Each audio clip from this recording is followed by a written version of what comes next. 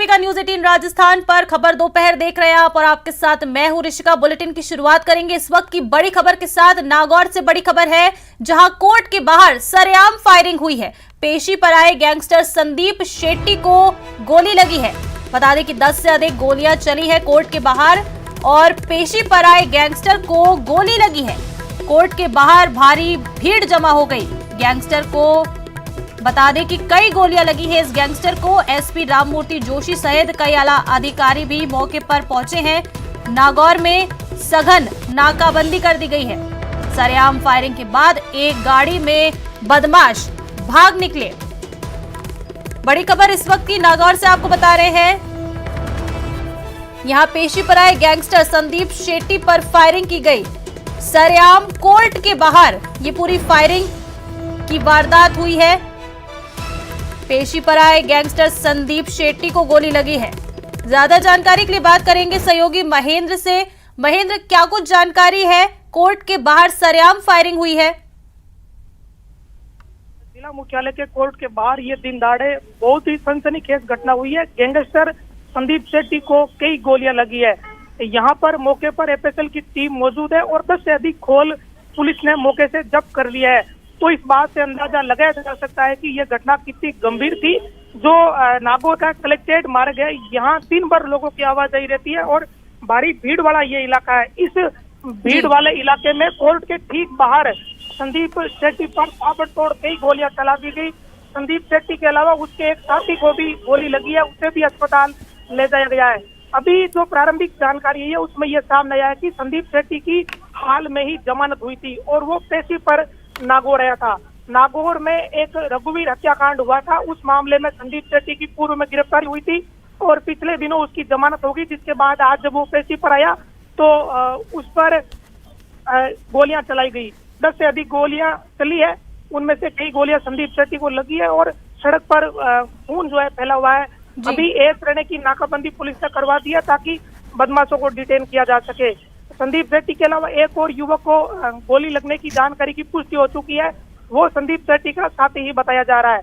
अब इस पूरे मामले में 2 स्कॉर्पियो की बात सामने आई है कि 2 स्कॉर्पियो इस घटना के बाद यहाँ से उसमें लोग भागे थे। उनमें से एक स्कॉर्पियो को पुलिस ने डिटेन कर लिया है, लेकिन उसे लेकर ये जानकारी सामने आई है कि वो स्कॉर्पियो संदीप शेट्टी के साथियों की थी। अब जो दूसरी ब्लैक स्कॉर्पियो है उसकी पुलिस तलाशी कर रही है और शेट्टी को अस्पताल ले जाया गया। वहां से ये सूचना आई है कि संदीप शेट्टी की मौत हो चुकी है। हालांकि अभी पुलिस अधिकारियों ने इस बात की पुष्टि नहीं की है। जो शेट्टी का दूसरा साथी है उसके नीचे के हिस्से में गोली लगी है शरीर के, उसकी हालत ठीक है और उसे अस्पताल ले जाया गया। इसके अलावा एक जो वकील है जो नागौर कोर्ट के बाहर ही खड़े थे, एक गोली उनको छूते हुए निकल गई, उनकी जान भी बाल बाल बची है। जी महेंद्र, कौन थे ये लोग? क्या किसी ने देखा था? कौन थे ये लोग जो आए कोर्ट के बाहर दिन दहाड़े और एक गैंगस्टर की पेशी थी? किसी ने देखा क्या? कौन थे ये लोग? किस तरफ और भागे हैं ये? देखिए, ये घटना इतनी तेज गति से हुई कि लोगों को एकाएक इसका एहसास भी नहीं हुआ कि इस तरह की बड़ी घटना हो गई। जो वकील जिनको गोली छूकर निकली थी उनसे यहाँ मौके पर एसपी सहित आला अधिकारियों ने बात की है, क्योंकि वो घटना के जो तस्दीक मौके पे मौजूद थे, उनसे घटना की जब पुलिस ने तस्दीक की तो उन्होंने ये बताया कि अचानक से गोलियां चली। कई लोगों ने घेर कर संदीप शेट्टी को एक के बाद एक करके कई गोलियां मार दी। इसी कारण से जो 10 गोलियों के जो खोल है वो घटनास्थल पर मिल चुके हैं। कोई और खोल भी यहाँ मिल सकते हैं क्योंकि आसपास कई गाड़ियां खड़ी है। अभी मौके पर जो है भारी संख्या में लोगों की भीड़ भी मौजूद है। ये शहर का वो इलाका है जो हमेशा व्यस्त रहता है, दिन हो या रात, क्योंकि कोर्ट का इलाका है और यहाँ आवाजाही लोगों की हमेशा रहती है। अभी पुलिस का फोकस इस बात पर है कि जो दूसरी स्कॉर्पियो है जिसकी अभी तलाश पुलिस कर रही है, उसे लेकर एक श्रेणी की नाकाबंदी करा दी है। SP Rammurti Joshi, additional SP Rajesh Meena और जो तमाम अधिकारी नागौर के हैं, उन्होंने घटनास्थल का मौका मुआयना भी कर लिया और अस्पताल भी अभी पुलिस के अधिकारी गए हैं। साथ ही जो एफएसएल और एमओबी की टीम है वो घटनास्थल पर पहुंच चुकी है और जो गोलियों के खोल है उन्हें कलेक्ट किया जा रहे हैं। मौके से जो साक्ष्य मिल सके उन्हें जुटाने की पुलिस कोशिश कर रही है। जी महेंद्र, ये जो फायरिंग करके जो लोग भागे हैं, इनको पकड़ने के लिए अब पुलिस ने क्या कुछ इंतजाम किए हैं? देखिए, जिले में ए श्रेणी की नाकाबंदी करा दी है, यानी हथियारबंद पुलिस जो कर्मी है वो अब सघन तलाशी कर रहे हैं। दूसरा, इसमें सबसे महत्वपूर्ण बात यह है कि ये गैंगस्टर हरियाणा का था और ये सुपारी किलिंग का काम करता था। साथ में इसका शराब का भी बड़ा कारोबार संदीप शेट्टी का हरियाणा और राजस्थान के कई हिस्सों में था। नागौर में भी रघुवीर हत्याकांड जो हुआ था उसमें संदीप शेट्टी ने सुपारी लेकर हत्या की थी। और इसके अलावा इसके जो काम है वो शराब कारोबार से जुड़े हुए हैं। तो ये गैंगवार का एक हिस्सा अभी पुलिस मान रही है और इसी को लेकर चलिए महेंद्र, बहुत शुक्रिया आपका इस तमाम जानकारी के लिए।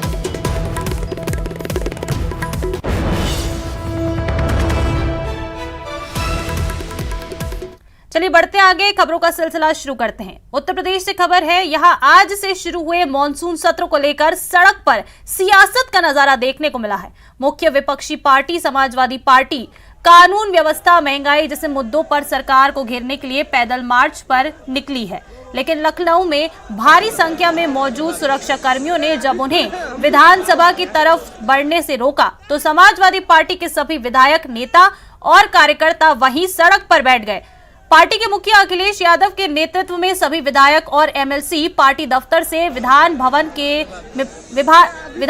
तक पैदल मार्च को देखते हुए भारी सुरक्षा बल तैनात किया गया था।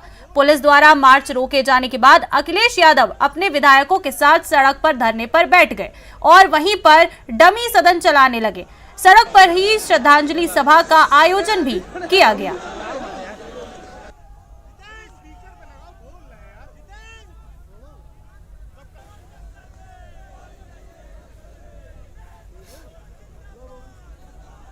प्रशासन ने माननीय राष्ट्रीय अध्यक्ष अखिलेश यादव जी के सामने कि समाजवादी पार्टी के सारे विधायक और विधान परिषद सदस्य यहां से जीपीए होते हुए 1 नंबर गेट से घुस करके सदन में 10:30 बजे पहुंच जाएंगे और उसी परंपरा का निर्वहन करते हुए हम सब लोग जा रहे हैं। लेकिन जैसा लग रहा है कि सरकार की मंशा है, जबरदस्ती बैरिकेडिंग कर रहे हैं और जाने सदन की कार्रवाई में रोकने से रोक रहे हैं। ये 8 बार के 9 बार के विधायक हैं, हम सब लोग विधायक हैं, विधान परिषद के सदस्य अपनी बात सदन में कहने जा रहे हैं। सदन बुलाया गया है और सदन न जाने देना जैसा लग रहा है कि आगे रोक रहे हैं, ये उचित नहीं है, ये लोकतंत्र की हत्या है। बता दें कि पार्टी के मुखिया अखिलेश यादव का आरोप है कि योगी सरकार हर मोर्चे पर फेल है। ना युवाओं को रोजगार मिल रहा है और ना ही किसानों को बाढ़ और सुखाड़ में सरकार की ओर से मदद मिल रही है। कानून व्यवस्था तो पहले से ही चौपट है, लेकिन सरकार इन मुद्दों को सदन में उठाने नहीं दे रही है। नौकरी नहीं, किसान बर्बाद और अभी भी गन्ने के किसानों का बकाया है। चीनी मिलें किसानों का गन्ने की कीमत नहीं दे पा रही हैं। बिजली महंगी हो गई है, जर्जर हो गए ट्रांसफार्मर। जो कैपेसिटी सरकार को बढ़ानी चाहिए थी वो कैपेसिटी नहीं बढ़ा पा रहे हैं। इसलिए समाजवादी पार्टी पहले भी इन सवालों पर धरना देना चाहती थी। हमारे विधायक जाकर के सदन के मैं बैठ कर के और सदन के बाहर धरना देना चाहते थे, सरकार ने रोक लिया। मैं जाकर के हम अपनी जनता की तो बात उठाते। आखिरकार सरकार क्यों नहीं फेस करना चाहती है? और सरकार इसीलिए नहीं फेस करना चाहती है क्योंकि हर मुद्दे पर सरकार असफल हुई है। लेकिन लोकतंत्र के मूल्यों को बचाने के लिए समाजवादी पार्टी इसी तरह यही सड़क का रास्ता अपनाएंगे। वहीं समाजवादी पार्टी के पैदल मार्च को लेकर उप मुख्यमंत्री केशव प्रसाद मौर्य ने तंज कसा है। मौर्य ने कहा कि समाजवादी पार्टी जिसे मार्च का नाम देकर विरोध प्रदर्शन कर रही है वो जनता के हितों से जुड़ा हुआ ही नहीं है। मार्च का नाम दे करके फोटो सेशन कर रही है, वह जनता के हितों से जुड़ा हुआ है ही नहीं। अगर जनता के हितों से जुड़े हुए किसी मुद्दे पर चर्चा करना है तो सदन में करनी चाहिए, जो कार्रवाई का हिस्सा बनेगा। ये तो मीडिया के लिए निश्चित तौर से समाचार हो जाएगा, उनका फोटो दिख जाएगा, उनके विधायकों का फोटो दिख जाएगा और जनता को परेशानी हो जाएगी। अगर वो जनता को परेशानी से मुक्त रखना चाहते हैं, जनता की परेशानी को दूर करना चाहते हैं तो किसी भी मुद्दे पर सदन में आकर के चर्चा करें। सरकार चर्चा के लिए तैयार है। चलिए आगे बढ़ते हैं और बात करते हैं मोहाली की चंडीगढ़ यूनिवर्सिटी के वीडियो लीक मामले की, जिसमें देर रात तक बड़े प्रदर्शन के बाद अब शांति का माहौल है। फिलहाल यूनिवर्सिटी को 1 सप्ताह के लिए बंद किया गया है, जिसके बाद स्टूडेंट अपने घर वापस जा रहे हैं। हालांकि स्टूडेंट्स की मांग को देखते हुए प्रशासन की तरफ से बड़ी कार्रवाई करते हुए जांच के लिए हाई लेवल कमेटी बनाई है। 5 मेंबर्स की कमेटी इस पूरे मामले में बरती गई है। लापरवाही पर मैनेजमेंट को ये जांच कमेटी रिपोर्ट देगी। वहीं वीडियो लीक मामले में गिरफ्तार तीनों आरोपियों की आज कोर्ट में पेशी होगी।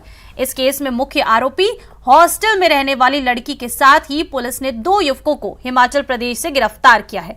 आरोपी युवकों के नाम सनी और रंकत सिंह हैं। छात्रों के प्रदर्शन को देखते हुए हॉस्टल के सभी वार्डन को बदल दिया गया है, तो 2 वार्डन को सस्पेंड भी किया है। शनिवार से हो रहे विरोध प्रदर्शन के बाद बड़ी संख्या में छात्रों ने रविवार देर रात तक आरोपियों की गिरफ्तारी को लेकर प्रदर्शन किए थे।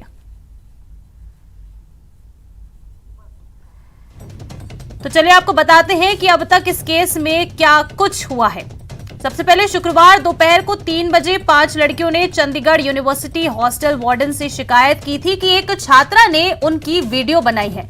आरोपी छात्रा से दूसरी छात्राओं और वार्डन ने पूछताछ की तो उसने कबूल किया कि हां, मैंने वीडियो बनाकर अपने दोस्त को भेजी है। दिन भर यूनिवर्सिटी ने कार्रवाई नहीं की तो रविवार तड़के सुबह 3 बजे लड़कियों ने हंगामा कर दिया। यूनिवर्सिटी के बुलाने पर पुलिस रोकने आई तो लड़कियां उनसे भिड़ गईं। पुलिस की गाड़ियां तोड़ दी गईं, जिसके बाद पुलिस ने लाठीचार्ज किया। रविवार को जब हॉस्टल में लड़की से पूछताछ की गई तो उसने अपने मोबाइल पर लड़के की फोटो दिखाई थी। कहा था कि इसने प्रेशर डाला था कि लड़कियों की खुदकुशी की बात भी सामने आई है, लेकिन यूनिवर्सिटी प्रबंधन और पुलिस ने इस बात को अफवाह करार दिया है। सुबह पुलिस और यूनिवर्सिटी प्रबंधन ने दावा किया कि किसी दूसरी लड़की की वीडियो वायरल नहीं हुई है। लड़की ने सिर्फ अपनी फोटो लड़के को भेजी है।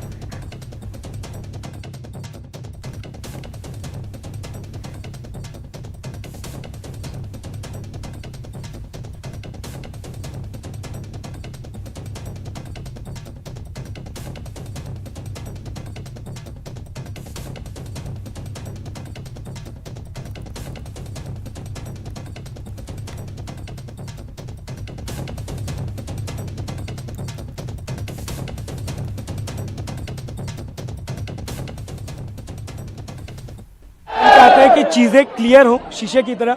कहाँ से गलती हमें नहीं पता, कुछ विरोधाभास हर जगह है, किधर से क्या है हमें नहीं पता, इसलिए हम बस जानना चाहते हैं सेफ हैं जहाँ पर। सर लड़कियाँ आज तक ये पहली केस है, मैं भी 2 साल से हूँ यहाँ पे।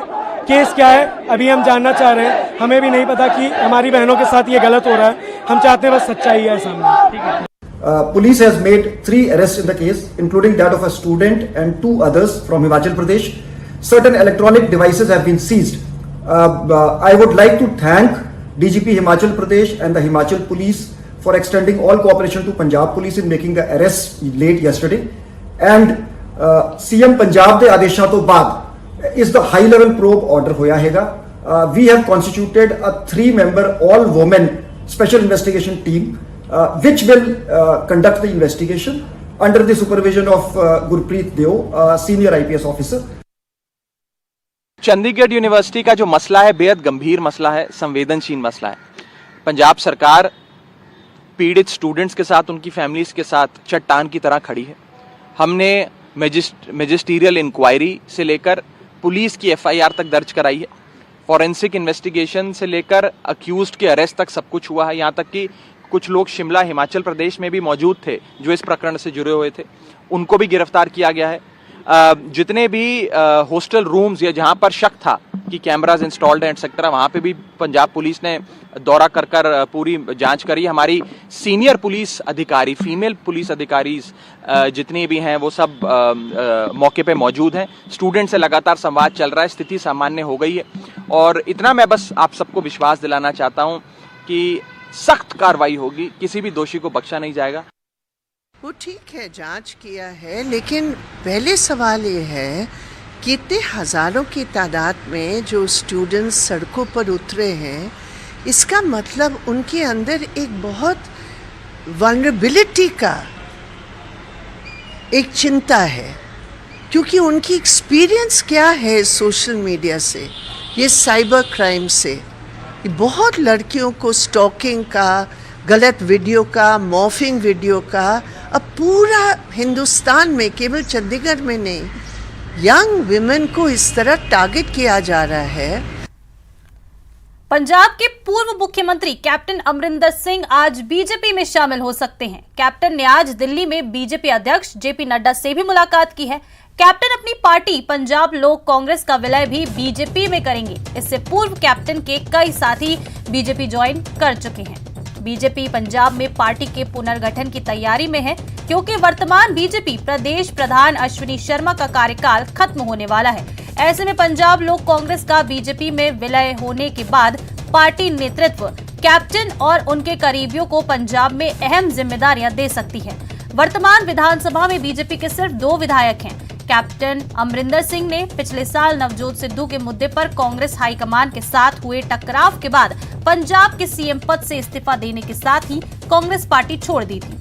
उसके बाद उन्होंने पंजाब लोक कांग्रेस पार्टी बनाई थी।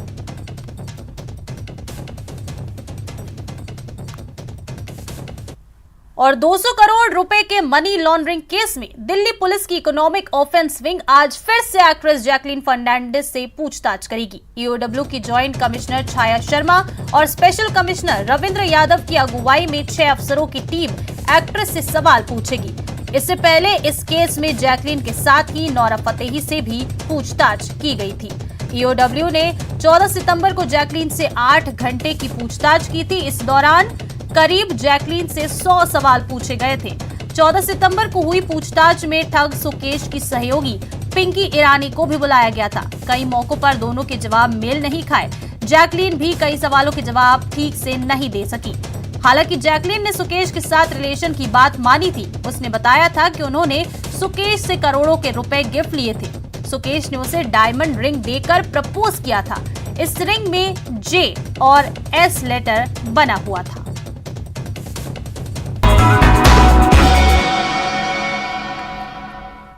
ब्रेक के बाद आप सभी का एक बार फिर से स्वागत है। ब्रिटेन की महारानी एलिजाबेथ द्वितीय का थोड़ी देर बाद अंतिम संस्कार किया जाएगा। भारतीय समय के मुताबिक दोपहर 3:30 बजे शाही परंपराओं के मुताबिक अंतिम कार्यक्रम शुरू होगा। 1 घंटे के इस कार्यक्रम के तुरंत बाद पूरे ब्रिटेन में 2 मिनट का मौन रखा जाएगा।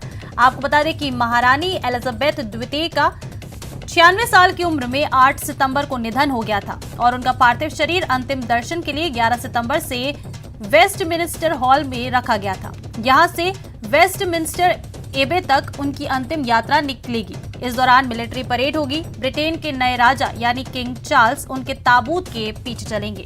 ड्यूक ऑफ सक्सेस यानी प्रिंस हैरी और उनके भाई विलियम यानी प्रिंस ऑफ वेल्स भी चार्ल्स के साथ होंगे। शाही परिवार के बाकी सदस्य भी अंतिम यात्रा में शामिल रहेंगे। आपको बता दें कि भारत की राष्ट्रपति द्रौपदी मुर्मू भी क्वीन के अंतिम संस्कार में शामिल होंगी। क्वीन के अंतिम संस्कार में शामिल होने के लिए 18 सितंबर को राष्ट्रपति मुर्मू लंदन पहुंची हैं। यहां वेस्टमिंस्टर हॉल में उन्होंने क्वीन को भारत के लोगों की तरफ से श्रद्धांजलि अर्पित की। उन्होंने लंदन के लैंगस्टर हाउस में महारानी एलिजाबेथ द्वितीय की याद में कंडोलेंस बुक पर साइन भी किया। इसके बाद राष्ट्रपति मुर्मू ने बकिंगम पैलेस में ब्रिटेन के नए राजा किंग चार्ल्स से मुलाकात की।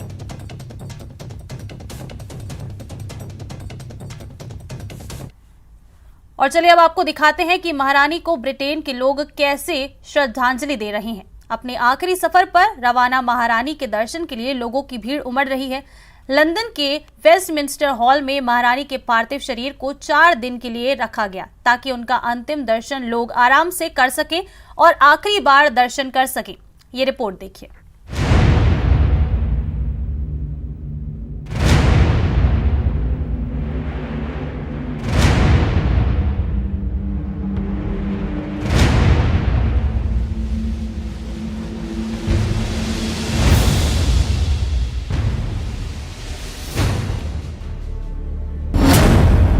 आखिरी सफर पर महारानी,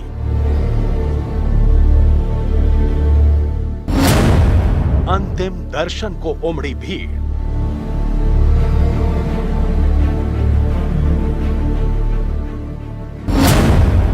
लंदन की सड़कें हुई जैम।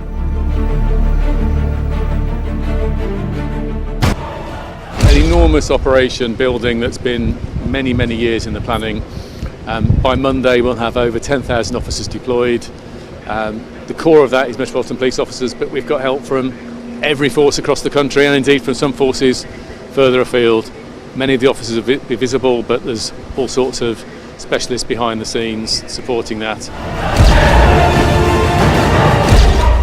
पुलिस अधिकारियों के साथ ही किंग चार्ल्स तृतीय ने स्वास्थ्य सेवा में लगे कर्मचारियों का भी धन्यवाद दिया। उधर लंदन पहुंचने से पहले कार्डिफ पहुंचे किंग चार्ल्स का लोगों ने गर्मजोशी के साथ स्वागत किया और सेव द किंग का नारा लगाया। चार्ल्स ने भी लोगों को निराश नहीं किया और उन्होंने वहां मौजूद लोगों के साथ हाथ मिलाकर उनका अभिवादन स्वीकार किया।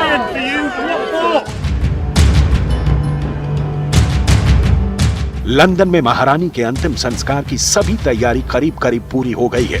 महारानी का अंतिम संस्कार 19 सितंबर को किया जाएगा।